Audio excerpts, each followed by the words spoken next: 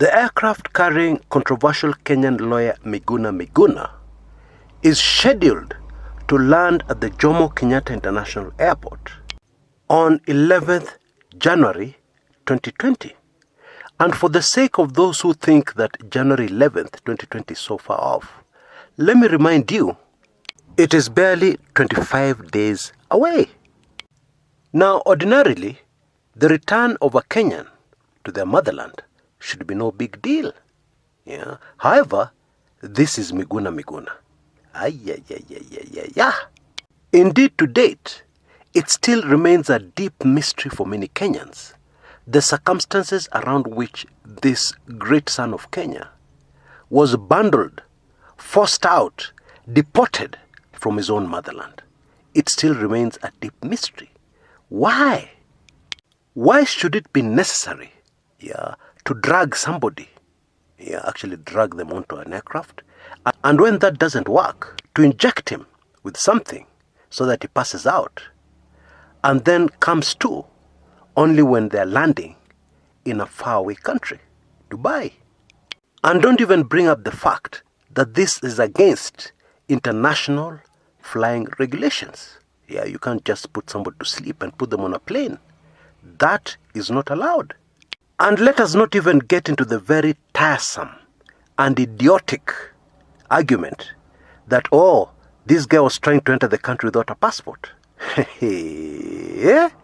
Because that argument may fly with 6-year-olds or nursery school kids, but not a grown-up who can think straight. Entering a foreign country without a passport is a big deal, granted. But entering your motherland without any documents, although you shouldn't do that, but in case something happens and you enter your own country without documents, it's really not a big deal. It happens all the time. People get robbed. And in any case, if you have your identification card, your ID, national ID, it is really no issue to re-enter your country. There will be a procedure, of course, to find out the circumstances under which you ended up in that situation. But just a procedure. That procedure should not end up with you being denied entry into your motherland. Never ever. But what is even more important is the fact it is not that Miguna Miguna did not have a Kenyan passport. No. It was snatched away from him and destroyed. And although the state decided that that passport was illegally acquired, when it was not possible to hold dual citizenship, as a Kenyan, all that became irrelevant via multiple court orders. Because a court order supersedes all that argument. But let us not waste time, a lot of time, on those intricacies. Because the truth is, every Kenyan knows there was a bigger issue. There was the real reason why this Kenyan was treated in this way. And that reason, whatever it is the reason why Kenyans are waiting for January 11th, at least very many Kenyans, with great anticipation and great concern. And of course, the question on the minds of most is the following. Will he be allowed into the country, his motherland, his country of birth, or will we witness drama again? Drama of the type of the Lunga Lunga dance. For those in the dark, the Lunga Lunga dance is actually a dance, but is actually not a dance. It is being dragged across the floor of the JKIA, with you strongly resisting, and with the goons literally almost carrying you across, and punctuated by the now famous lyrics of, I'm not boarding, I'm not boarding. Wah, hii Kenya yetu. You know, I actually hung my head in shame, great shame, when the Canadian government, Miguna's second citizenship is that of Canada. I hung my head in shame because this government came in and started making inquiries about Miguna Miguna's safety.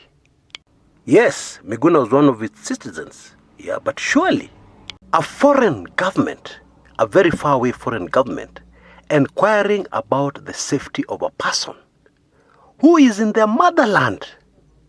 What? How does that even happen? Folks, what kind of country do we live in?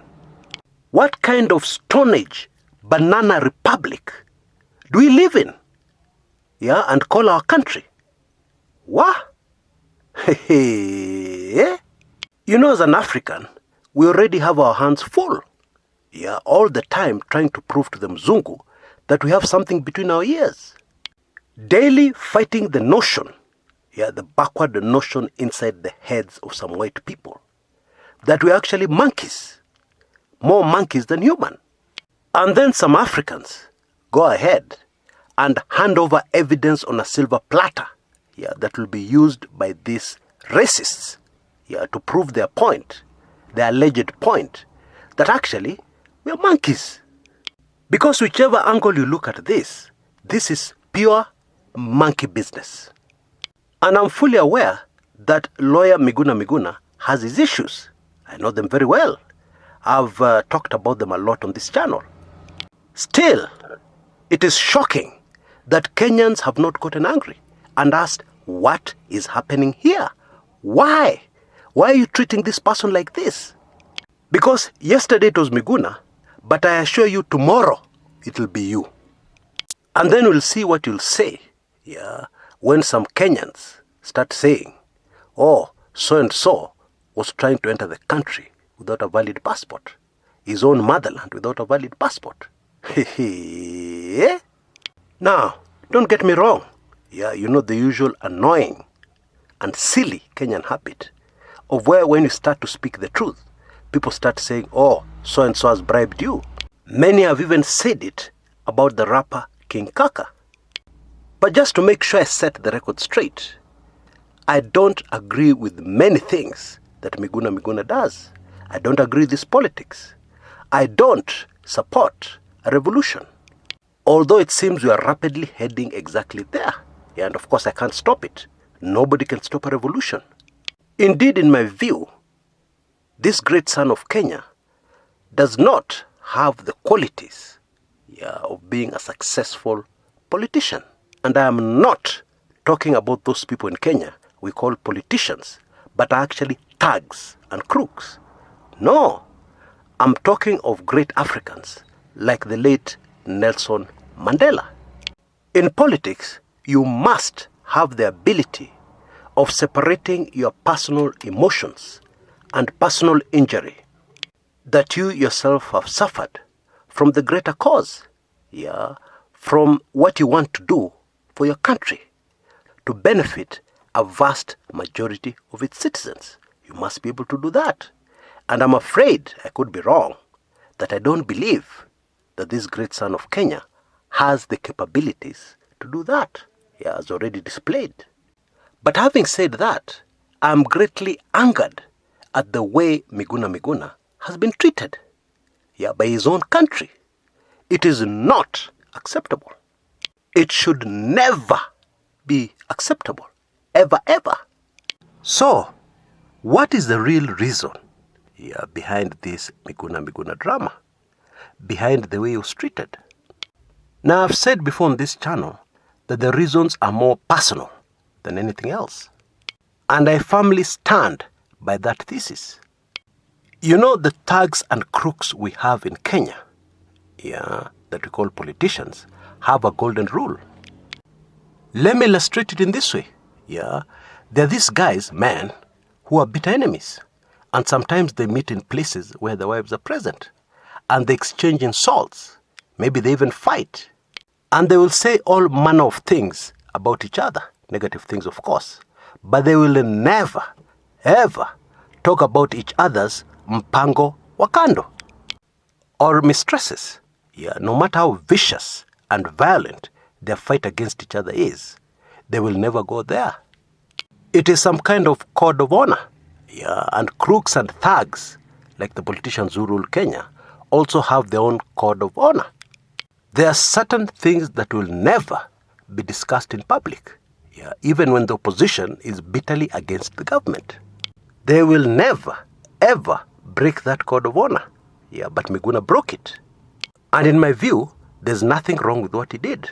Yeah, because when you catch thieves, will you start worrying about their code of honor? No way. Now, this is highly sensitive. But in my latest Club 1999 sensitive video, which will be released by tomorrow, I detail the real issues behind Miguna's troubles. The highly sensitive grounds concerning the first family that he ventured into. And you can take full advantage of our latest special offer. Just use the email address you see on your screens right now, send a blank email, and you'll get an immediate automated response giving you full details on how you can join both the Club 1999 and the weekly intelligence briefings.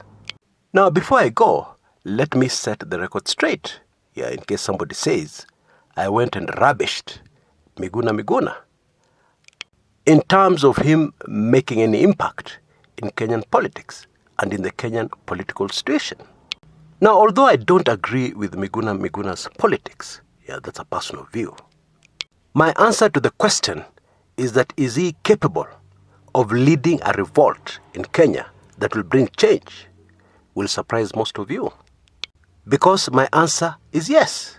Miguna Miguna remains very dangerous to the status quo, to the people who rule Kenya at the moment.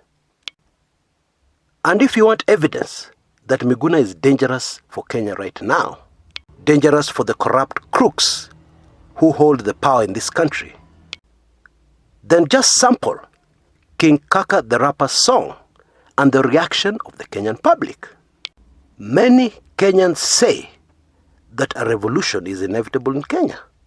But they quickly add, but the only problem is who will lead it. Well, Miguna Miguna has been talking about nothing else online for the last 2 years. And he has been very consistent with his message. And if you took in my video on this channel on King Kaka's song, Wajinga Nyinyi, then you will know that the country at the moment is leaning dangerously in a direction called fed up. And that direction called fed up is very fertile ground for revolution. And Miguna Miguna is available. You get my drift? And that is why, for me at least, it will be super interesting to see what the government will do when this controversial lawyer's plane touches down at the Jomo Kenyatta International Airport. My gut feeling is that January 11th, 2020 could well be the beginning of another chapter of high-wire political drama in the country called Kenya. Until next time, this is Chris Kumekucha.